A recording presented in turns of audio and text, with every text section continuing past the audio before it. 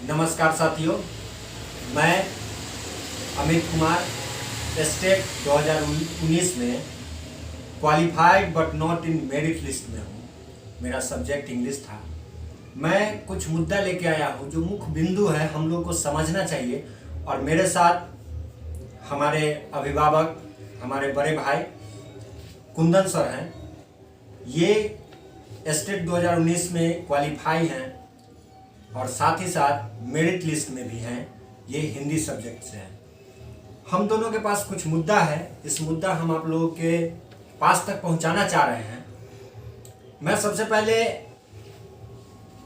कुंदन भैया से बात करके आप लोगों से जो प्रश्न है हमारा, वो आप लोगों तक पहुंचाने का प्रयास कर रहे हैं। सबसे पहला प्रश्न है, सरकार ने जो क्वालिफाइड वर्सेस नॉट क्षमा कीजिएगा, qualified versus qualified in merit list, ये जो मुद्दा 21 तारीख के शाम से जो उत्पन्न हुआ और ये 23 तारीख को रात में 10:30 बजे लगभग मुख्यमंत्री आके बयान देते हैं।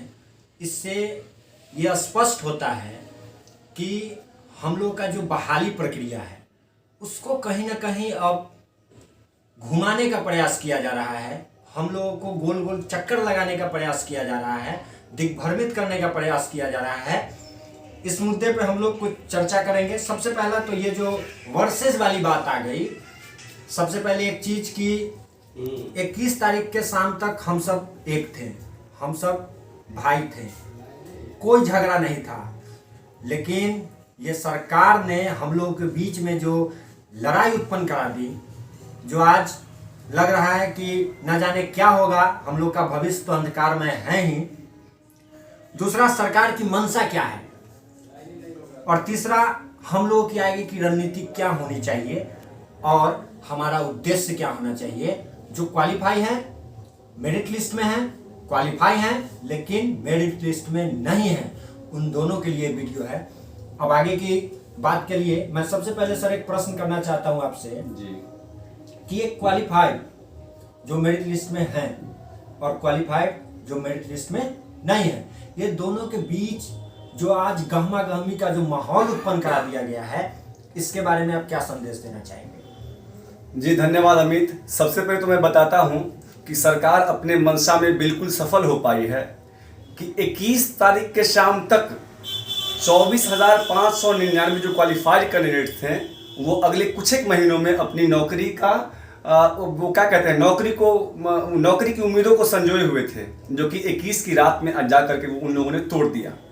और ये सरकार और शिक्षा विभाग की मिली भगत है, जिसके कारण ये qualified not in merit list versus qualified in merit list इस तरह से बांट करके दो खेमे में बांट दिया है, ताकि बच्चे खुद आपस में लड़े और हम लोग आसानी से जो मनसा है कि भाई नहीं ध्यान बिल्कुल नहीं जाए। और चूंकि इसको खींच करके ले जाना था इलेक्शन तक, 2023-24 के इलेक्शन तक, लेकिन अब इस पे कोई केस था नहीं।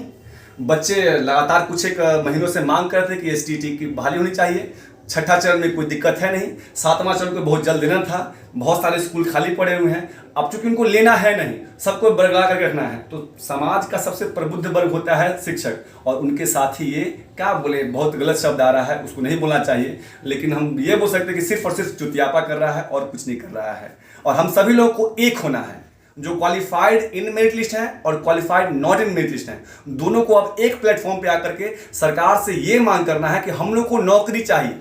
वो इन मेरिट लिस्ट और नॉट इन मेरिट लिस्ट ये तो मुद्दा है ही नहीं हम लोग का। जी बोलिए अमित जी, बहुत अच्छी बात कि हम लोग को एक प्लेटफॉर्म पे आना चाहिए। अगला प्रश्न है सर कि सरकार की मंशा क्या है। ये तो स्पष्ट हो गई है और हम बुद्धिजीवी वर्ग हैं, हम शिक्षक हैं, और अभी होने नहीं दे रही है सरकार, अभी है नहीं, होने का कामना करते हैं हम सब मिलके, लेकिन सरकार की मंशा क्या है इसके बारे में आप थोड़ा सा जी बिल्कुल। सरकार की मंशा की बात जहाँ तक बात है तो एक कलाम याद आ रहा है मुझे कि इस तरह से था कि हार कर उस गरीब की खुशियाँ कितने सदमों से भर गई होंगी, जिनको पैमाने दोस्ती का देकर तेरी आंखें उतर गई होंगी। वाह। मतलब अभी तक सरकार से हम लोग ये उम्मीद लगा करके बैठे थे कि अब तो जॉब देने वाली है, अरे शादी होगा, जीवन बदल जाएगा, करियर बदलेगा, टीचर बनेंगे। हो क्या रहा है? बाबा जी का लड्डू। और कुछ बोलने को है, लेकिन मुझे लगता है कि ये जो शिक्षा विभाग में बैठे हुए और सत्ता में बैठे हुए शिक्षा से जुड़े हुए जितने भी बांसुरी वाले माखन चोर लोग हैं, क्या बताऊं उनके बारे में, सभी के सभी हम लोग को चूतिया बना रहे हैं और कुछ नहीं। जी अमित, कहीं ना कहीं बहाली को मोड़ने का काम अभी चल रहा है। सरकार ने जो गलतियां की उस पे पर्दा डालने का काम हो रहा है। इसमें हम लोगों को संभलना होगा, सोचना होगा, धैर्य बना के रखना होगा और सबसे बड़ी बात कि अपनी हक की लड़ाई में हर एक कैंडिडेट को, चाहे वो क्वालिफाइड है, मेरिट में हो या क्वालिफाइड है, मेरिट में नहीं है, सबको एक प्लेटफॉर्म पे आने की जरूरत है। और अब हम आगे बात करते हैं कि आगे की रणनीति क्या होनी चाहिए। देखिए, रणनीति हम लोग का तो बिल्कुल स्पष्ट है अमित, कि हम लोग को कोई सब्सक्राइबर नहीं चाहिए, चैनल को बढ़ाना नहीं है। हम सभी लोग एक प्लेटफॉर्म पे आए ताकि फिजिकली कहीं पे प्रेजेंट होकर के सरकार से या फिर सरकार के लोगों से या फिर शिक्षा विभाग से हम लोग फेस टू फेस बात करें कि आखिर नौकरी कब तक दोगे, ये कुछ महीनों में मिलेगा, सर्टिफिकेट मिलेगा, ये मेरिट लिस्ट में लिखा हुआ है, नॉट इन मेरिट लिस्ट में लिखा हुआ है, ये सब चीज़ नहीं चाहिए। हम सभी जो 24,599 अभ्यर्थी हैं जिनको कि ये मेरिट लिस्ट और आउट ऑफ मेरिट लिस्ट में बांटा गया है, वो सभी लोग एक होकर के पूरे पुरजोर के साथ हम लोग सरकार से नौकरी की मांग करेंगे, ये सर्टिफिकेट की मांग नहीं करेंगे। और हम लोग का सीधा एक ही लक्ष्य होगा, एक ही रणनीति होगी कि हम लोग को भाई जॉब दो, जॉब चाहिए और कुछ नहीं चाहिए, नहीं तो आंदोलन जबरदस्त वाला होगा। आगे का उद्देश्य क्या होना चाहिए? जो लोग क्वालिफाई हैं, अब तो मैं यही कहूँगा, जो लोग क्वालिफाई हैं उनको आगे क्या सोचना चाहिए, सरकार से क्या मांग करनी चाहिए, कुछ शब्दों में बताएं। देखिए, उद्देश्य तो यही है कि सरकार बहुत प्रेशर में है, हम लोगों के कारण, ड्यू टू अस सरकार बहुत प्रेशर में है। और सभी लोग एक बार अगर पुरजोर आवाज़ उठाएंगे तो सरकार हमारे हक में ज़रूर बात करेगी और हम लोग को नौकरी भी मिलेगी सर्टिफिकेट के बदले में। तो हम लोग को यही करना है कि एक प्लेटफॉर्म पे आइए और इस वीडियो को ज़्यादा से ज़्यादा शेयर कीजिए और फिर अपने व्यूज़ को आप लिखिए भी कि आप आखिर क्या चाहते हैं। और नीचे में कुछ नंबर्स पर मैं दे रहा हूँ, आप उस नंबर पे कॉल करके आगामी उद्देश्य के बारे में जान सकते हैं। धन्यवाद अमित। धन्यवाद सर।